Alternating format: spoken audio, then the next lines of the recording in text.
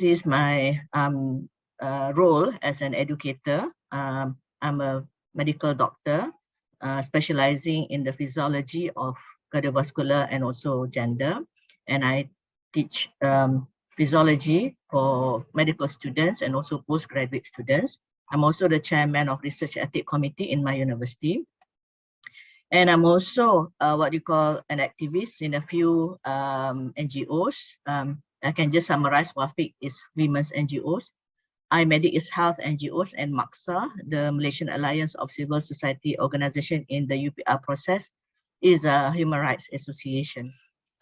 This is a bit how I was involved. I was throughout teaching medical students until there was a few issues where the other NGOs who were non-lecturers, they called me to help them out in a few issues about women and also gender. So I had training in Geneva in 2016, another training in 2017. And in 2018, I was among 7 persons in one coalition, MAKSA, that participated directly to observe the Malaysia Third Universal Periodic Review. And because of this, the background, I was invited as panel discussion on women's and children's rights in Malaysia by the European Union delegation to Malaysia. I was appointed as expert panelist in the family health development for gender health issues in our Ministry of Health. Was also the expert panelist in developing modules for sexual orientation and gender identity in Malaysian Islamic Development Department, JAKIM in Malaysia. And also I was involved as a committee member in the task force set up by the Ministry of Women to draft the Sexual Harassment Act, which has just been enacted in the middle of this year. As a research in human rights, as most of my research are actually on medical research, but because of the involvement of the human rights, I was actually granted some research grants. So I did research work on discriminatory practices and sexual harassment among working women in Malaysia. So these are research that have been published in the journals, and the research has been used in drafting the Sexual Harassment Act.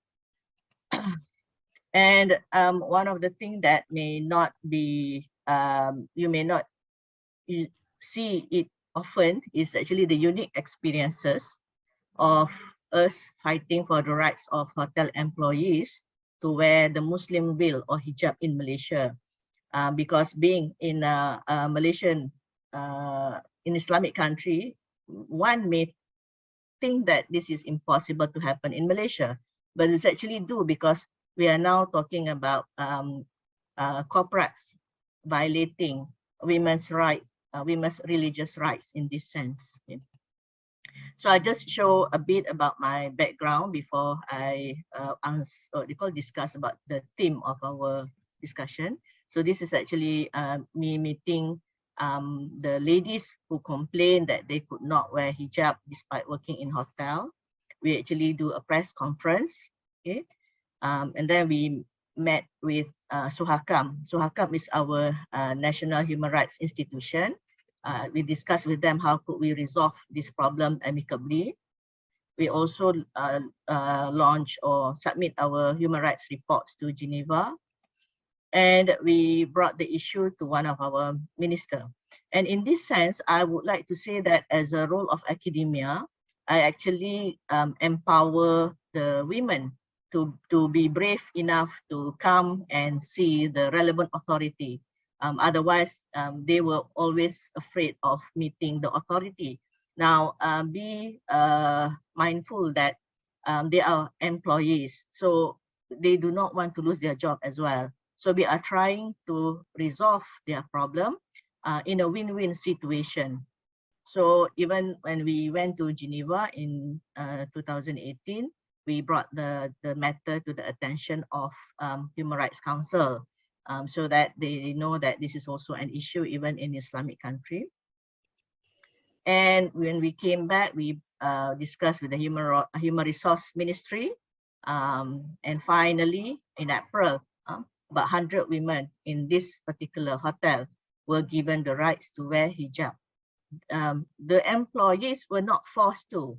What we fight for is give them an option. So they just, those of them who want an option to wear hijab will wear hijab, but those who do not want can also remain not wearing hijab.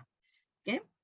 So the second thing I would like to discuss in this forum session is to on the different ways at looking at the LGBT issues, since I'm coming from a medical faculty.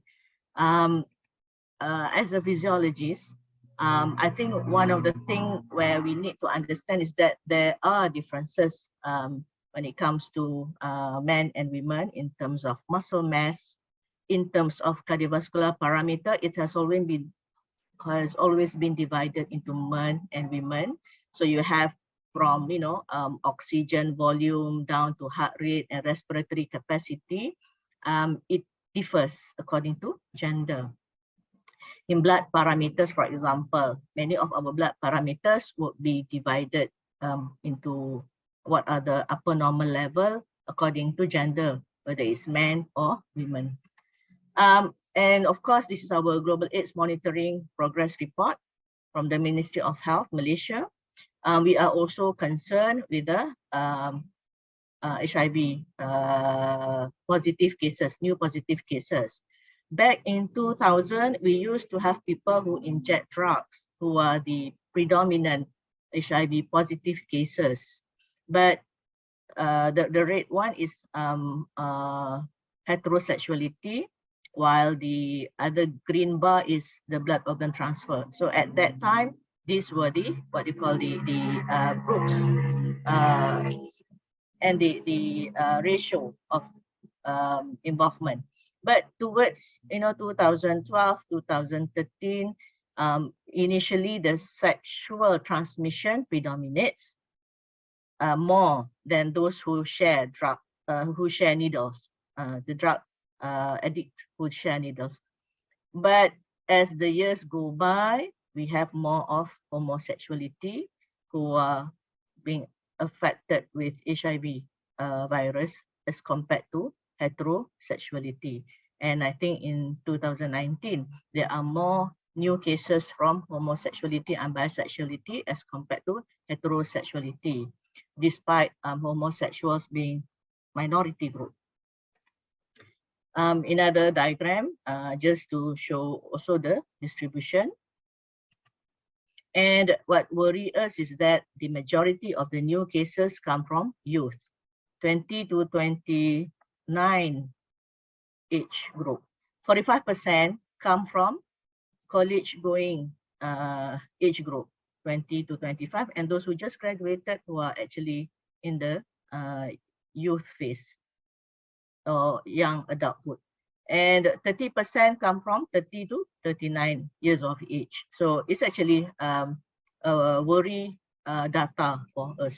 Okay?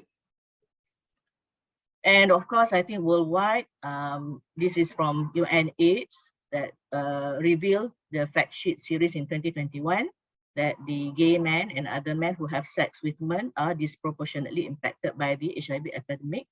And the risk of acquiring HIV was 26 times higher for gay men as compared to the rest of adult male population. The same studies showed that for transgenders, they are 13 times higher compared to normal adult. The same data. And what is interesting is that the same report say that up to 40% of transgender women are living with HIV. And despite HIV incidences rate decreasing among all women by 23%, they have not decreased among transgender women. Hence, that's why I think it is very important for data to be presented in segregated. That means you must identify the group, gay, bisexual, transgender, and also female sex workers. So the risk of HIV, this is from most textbooks would have this outline, is from unprotected anal intercourse, which is 18 times greater than the vaginal intercourse.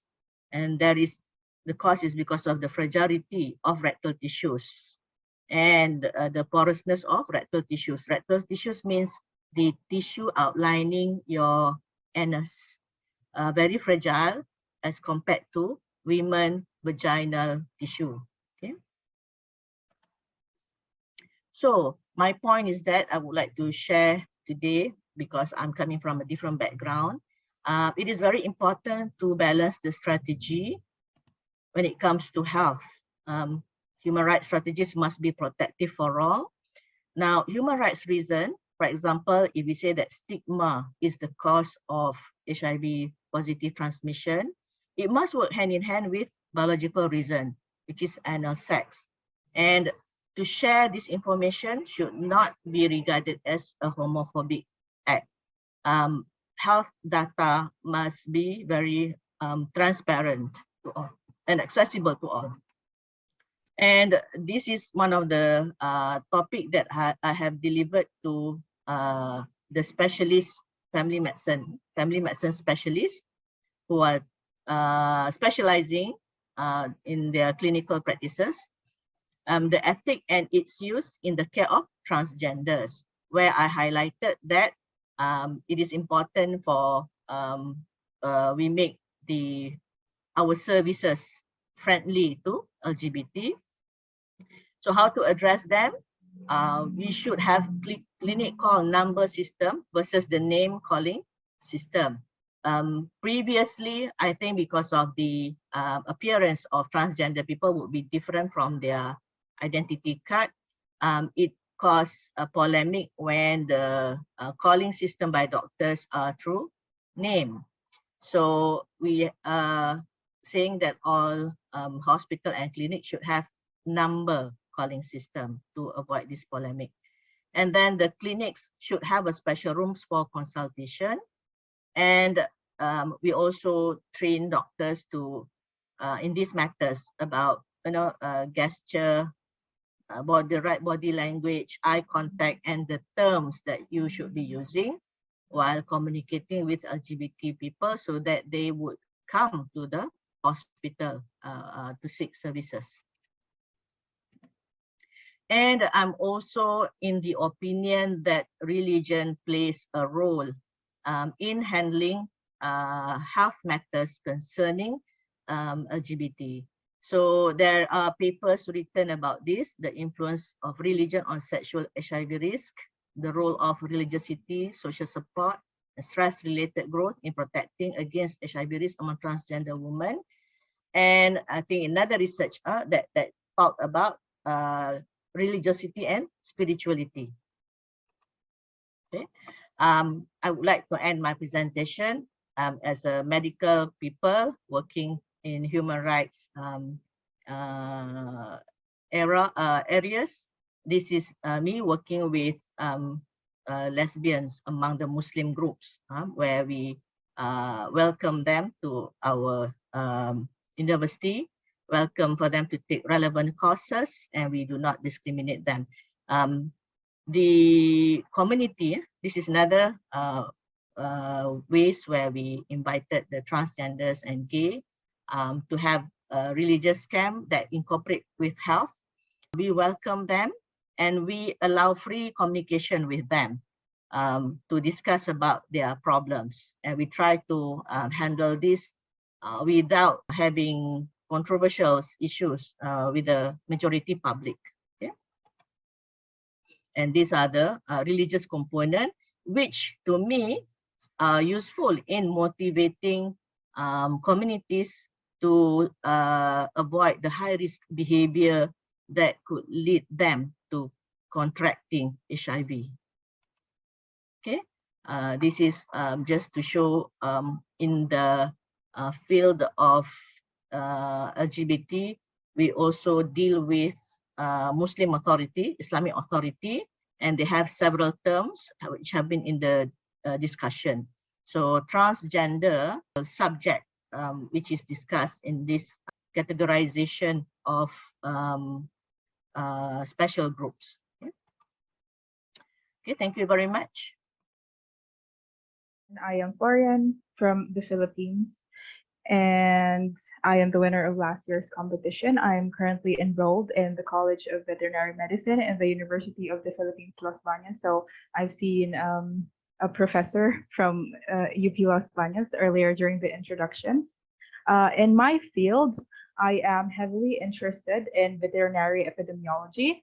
So this is very relevant in our world today with COVID and other zoonotic diseases that are ravaging Asia, just like African swine fever and zoonotic diseases that are transferred from animals to humans, just like how it's theorized that COVID started from bats.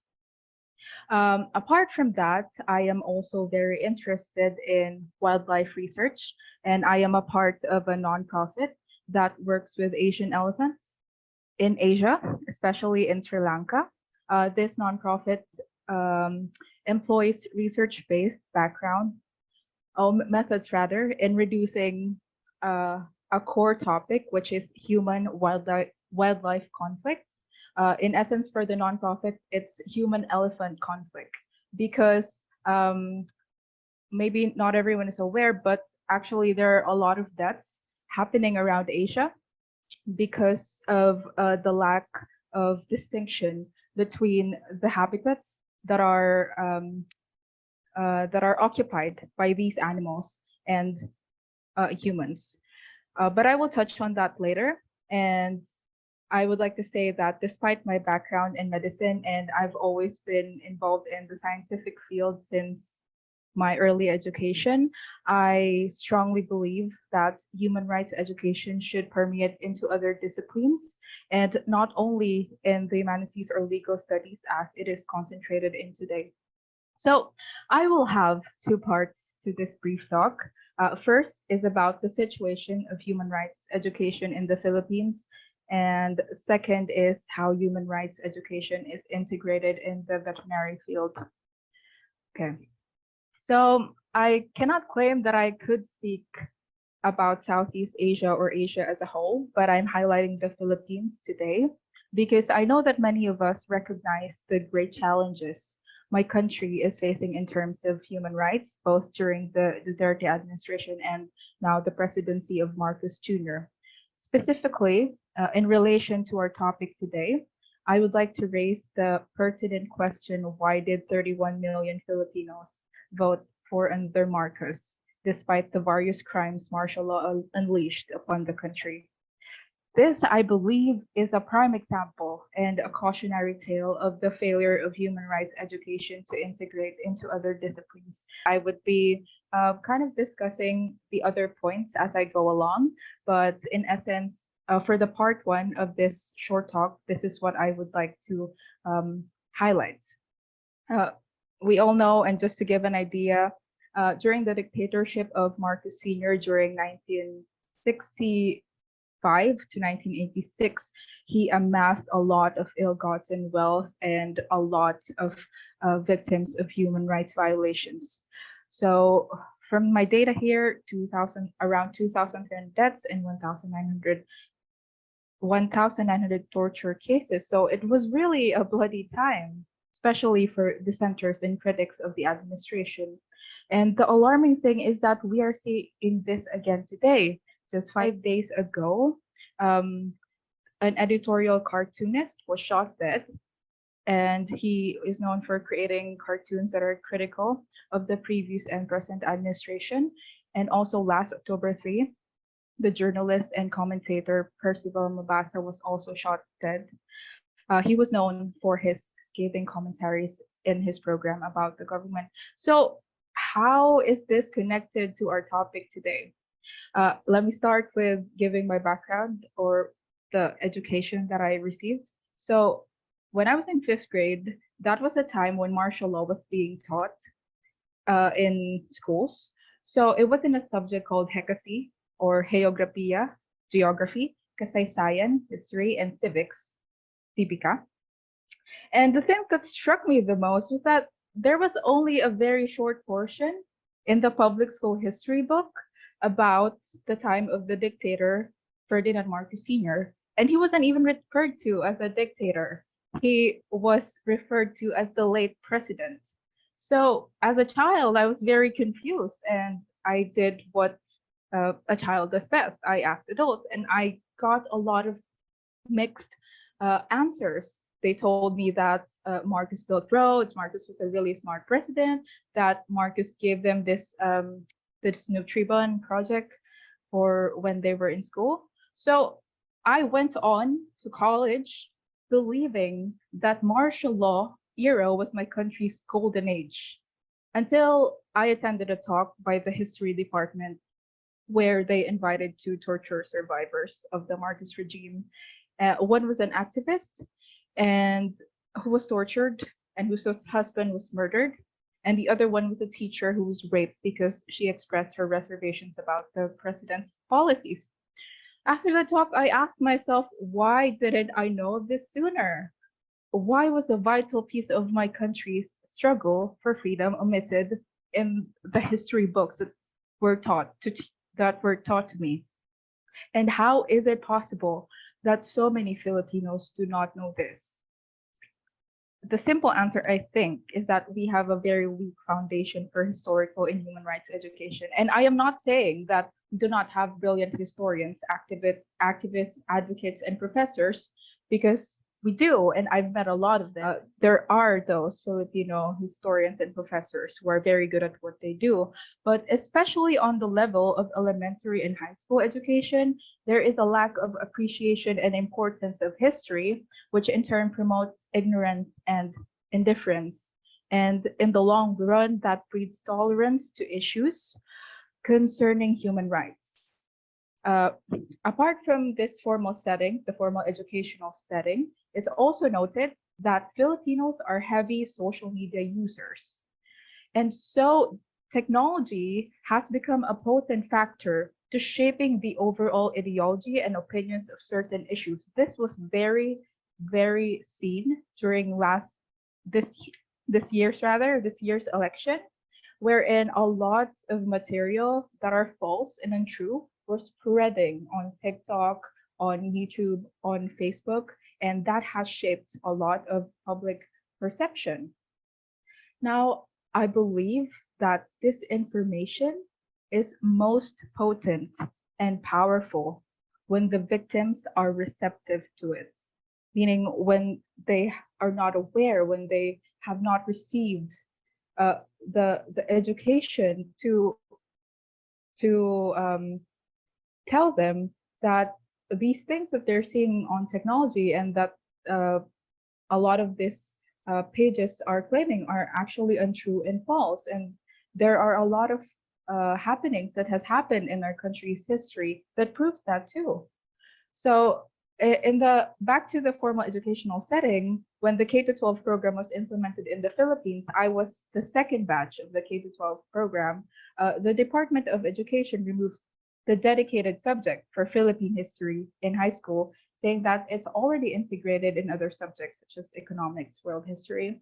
And I like to think that there is a correlation to the question that I asked in the beginning of my talk, that the lack of historical and human rights education over generations has spread the population that we in my country have now.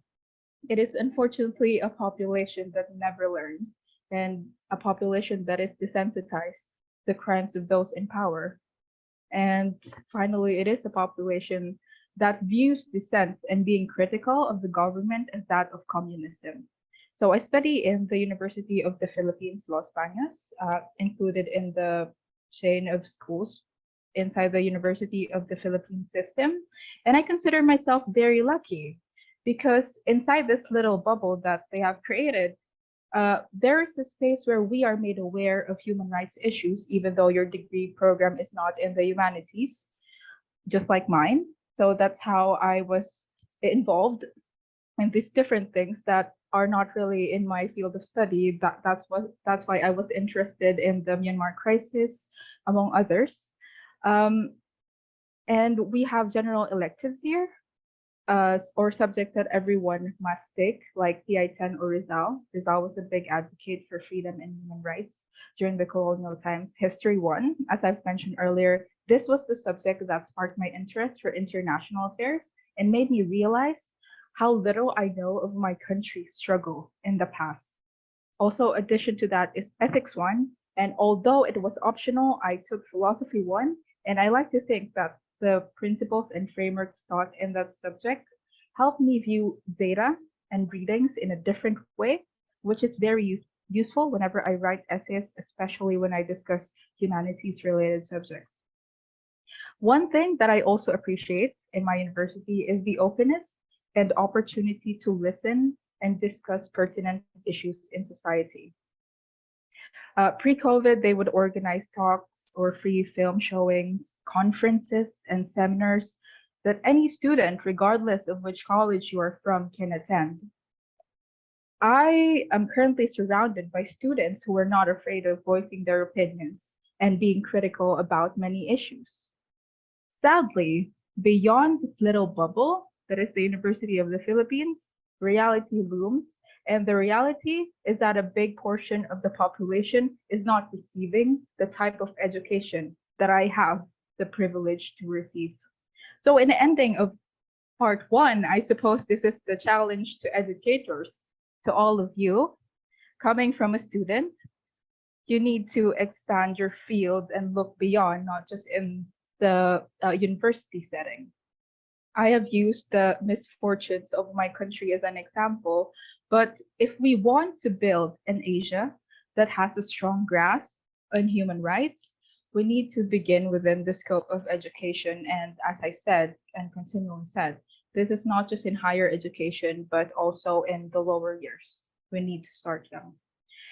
So that is the part 1 of what I like to say. And now I will be moving to the part 2. So there is a concept in veterinary medicine called One Health. Well, it's not really just in the veterinary field, but it's within the other disciplines and other scope that has two related ideas.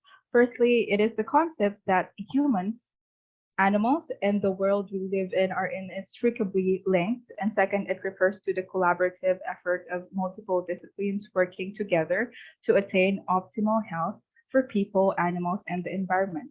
So the veterinary field is not separated from the other health fields. In fact, I think they are very strongly interlinked, especially in epidemiology and zoonotic studies. Apart from that, just a quick touch on my human-wildlife conflict background. Research is done to mitigate the effects of wildlife. I wouldn't call them accidents, but human-wildlife conflict. So how is this linked to human rights? In parts of Asia, especially specifically in the parts that my nonprofit is working on in Sri Lanka, due to the increasing population, due to the increasing demands for food, for land, for shelter, people have ventured into wildlife occupied spaces. So with that, they have increased the incidence of these elephants going into settlements and damaging their crops and sometimes causing to death of humans. So why is this research study important for human rights? It is because we are able to create a more harmonious environment for both humans and animals, and we are able to minimize the damages that are detrimental to the lifestyle, detrimental to the safety of the humans around the perimeter of those human wildlife spaces. And I hope that I have made valid points. That ends my talk. Thank you. my talk will be divided into two parts. So the first part, I will be focusing on what I see from the intersectional role that I have, and then also from the lens that I've been working with. And I will tell you more about of course, in my work and how I engage with human rights. And then the second part is the one that I will focus more strongly on, which is on the challenges with regards to the integration of human rights into the field studies, particularly the one that I am in. So let me go back a little bit to my own field. So basically, I'm a sociologist by training. Nevertheless, I end up working in international relations, and also I'm running the program, which is international development. So it's basically 3 disciplines that I am engaging in with my own hats. But then when it comes to the work that I do, I focus on refugees and forced migration in particular. So it was from that particular angle that got me engaged on human rights issue, and particularly with urban refugees and also with refugees along the borders right now, particularly from Myanmar. That's the group that I have been working closely with. When it comes to these backgrounds here, the lens when I see how human rights has been integrated into the discipline. So today I will focus on only 2 disciplines. One is on development and the other one is on international relations. I will focus on 2 different steps. One is in terms of the language that got used, and then the second one is in terms of the approaches that got integrated in. In terms of human rights and development, I think one of the things that become the key part for the integrations of human rights into the studies of international development or even development studies is something called the rights-based approach. And these approach become the very predominant approach in terms of the delivering of development. When we talk about development, of course, we are talking about how we're going to be able to address inequalities and also try to think about how we're going to be able to address the question of justice and so on that hinder development or progress of human beings and so on and so forth.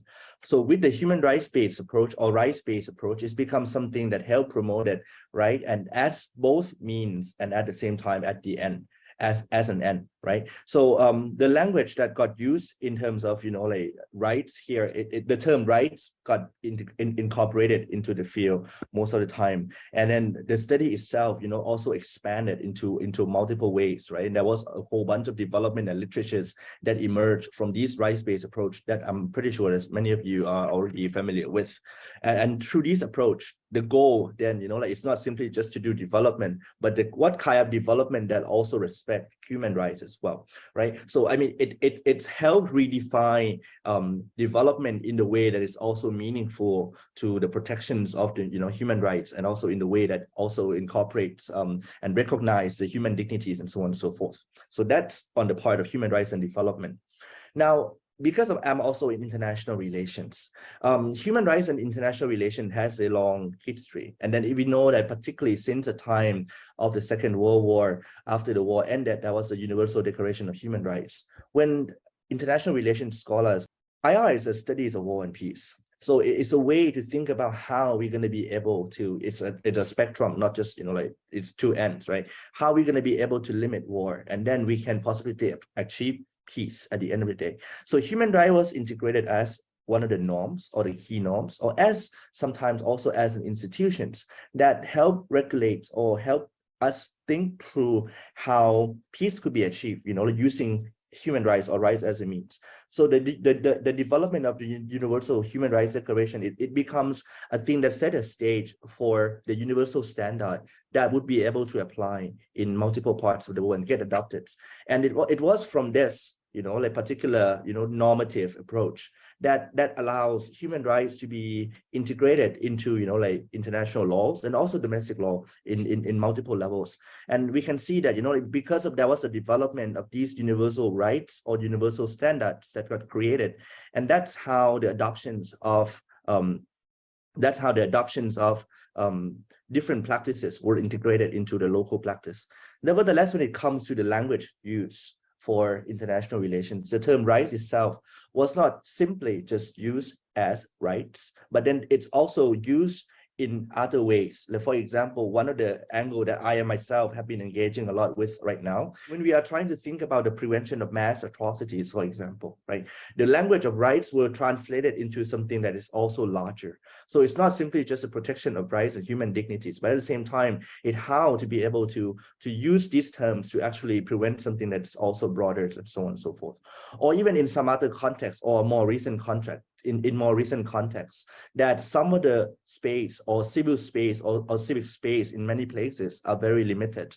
The term human rights got translated and be used in some other ways. For example, it used through the lens of, for example, human security, right? Or in some other cases, they also the other lens, in terms of, ethics and so on and so forth, which is a way that some international relations scholars in some particular context, particularly in the global south, try to integrate human rights in the way that's suitable to their discussions in their own context. But then that's just, like my perceptions of the view of the two fields or the overall pictures. The key part that I really want to emphasize when it comes to the integrations of educations, of human rights education in different disciplines is this. The integration of human rights education is already there. But the most important thing, I think I want to echo what Florence mentions early on, it's in terms of the challenges that we are facing. And I see these challenges, like to occur in four folds.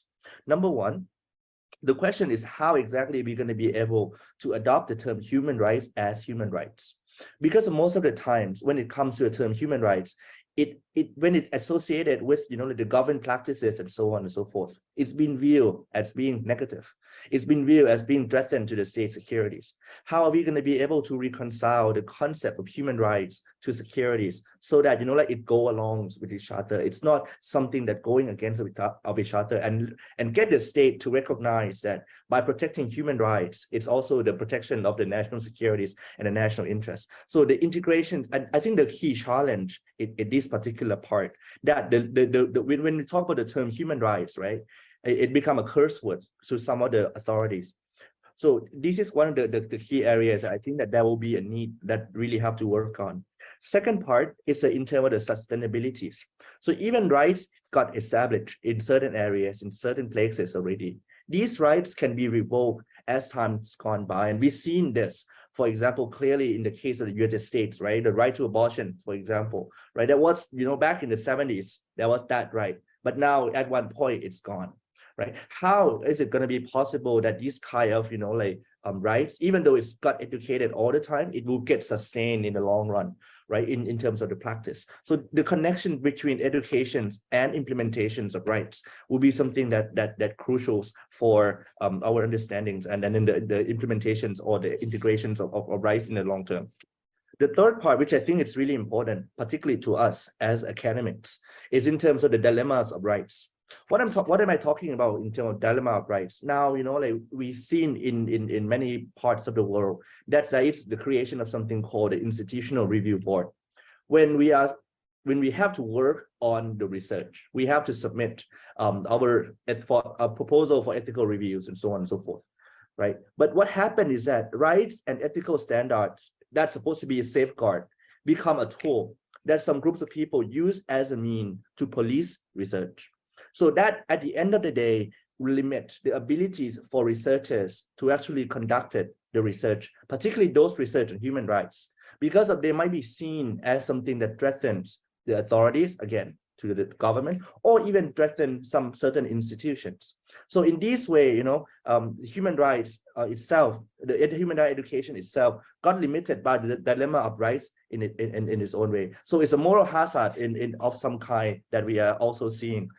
And last but not least, and this is something that I really would like to strongly echo what Florian was mentioned early on. It's the role of context and also the role of space. I think that the role of context and space becomes something that matters a lot. As I mentioned, the term human rights did not get used or get translated or get implemented as rights, but it's got translated in terms of some other languages. So context becomes something that restrict the way that human rights get educated or get trained or get used and so on and so forth. So how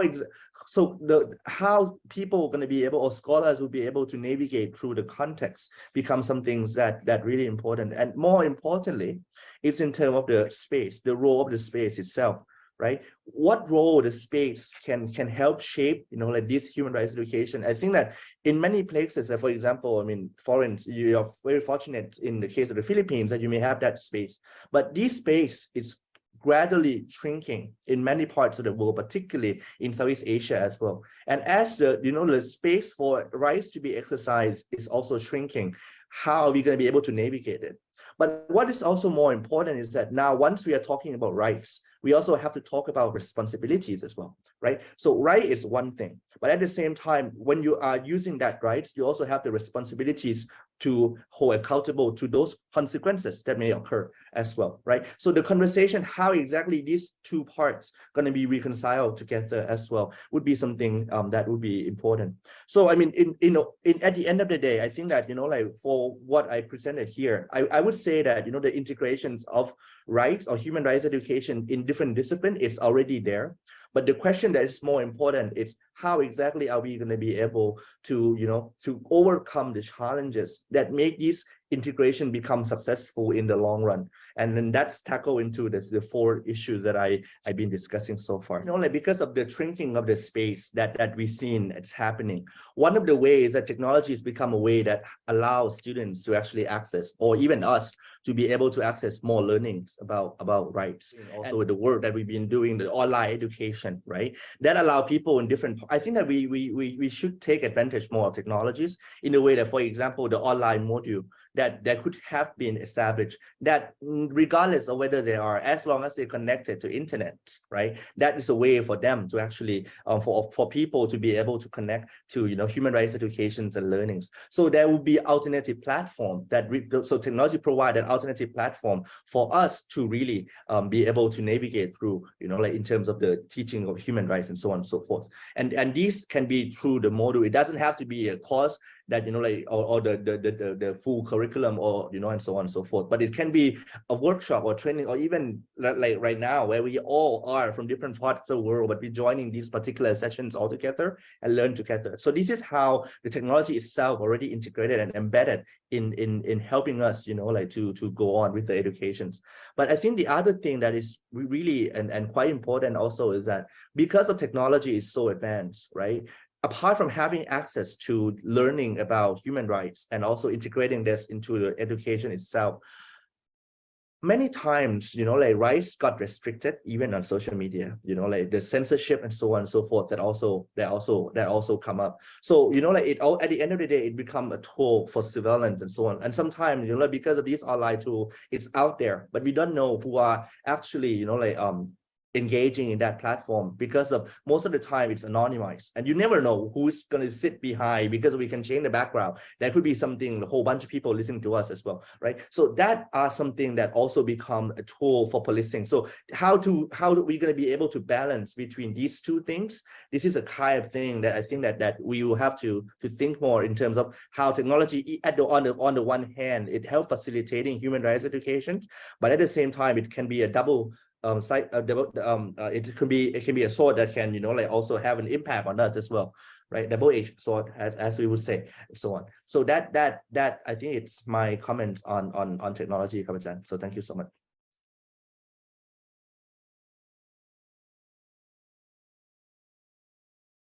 I think it is a very difficult question to give like a just one certain answer to it. But what I think is that social media or technology has already been an inseparable element to our daily lives today. Although from what I see in my generation, because to be perfectly honest, I don't use social media that much. I don't have Instagram. I don't usually use Twitter, and I don't usually use TikTok. But I've seen that a lot of people my age, especially during elections, well, not talking about the elections, but just an example, they have been actually very active educating and responding to what do you call this, to false information. For example, I can only speak within the University of the Philippines bubble, but with the people that I know, sometimes we actually have forums where there was a student who was asking, oh, okay, what was so wrong about Marcos? And then other students came forward and they built like a report online on the comment section, linking different articles, linking different sources of information, and explaining to the student how that time was actually a really hard time. In addition to that, I think a lot of young people who use TikTok also are using their platform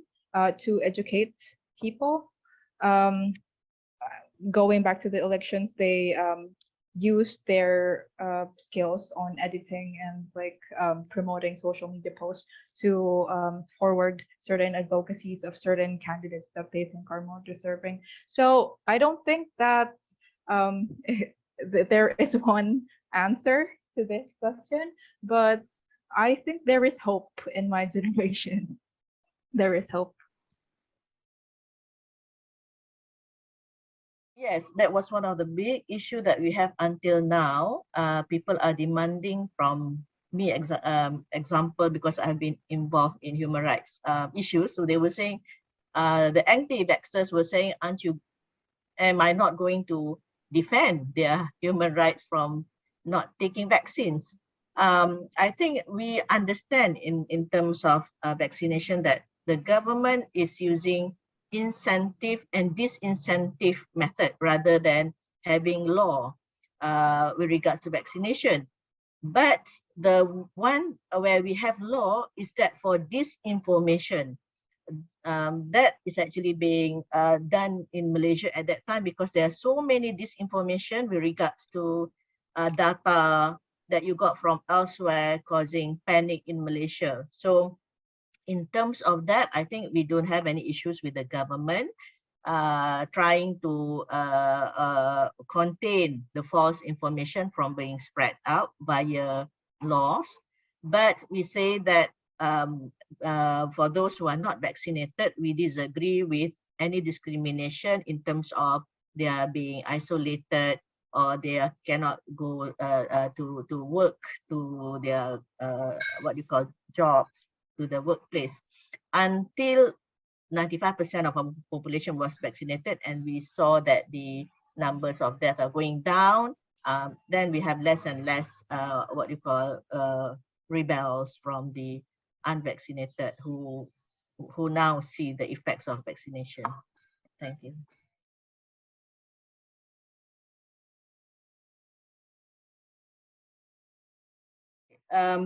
I think last year I did mention that the syllabus of medicine is very tightly controlled by the medical council. So, you know, you cannot simply add any syllabus there, but we managed to slot in for final year project or assignments. And with regards to working with the authorities, I think this is where my method is to reconcile. I do not opt the normal ways of disregarding religion and cultural values. I try to incorporate as much as possible. I think the bottom line is we do not want any of them to feel discriminated, any of them to feel that their dignity and respect are being trampled upon. But at the same time, as a medical doctor, I wish that they have real information delivered to them to reconsider the capability to avoid the high-risk lifestyle. Not just about using safe-sex method, but perhaps if religious can motivate them to change the lifestyle a bit, I think that would still be helpful. So because of my method there, I do not have so much what you call problems with the authorities.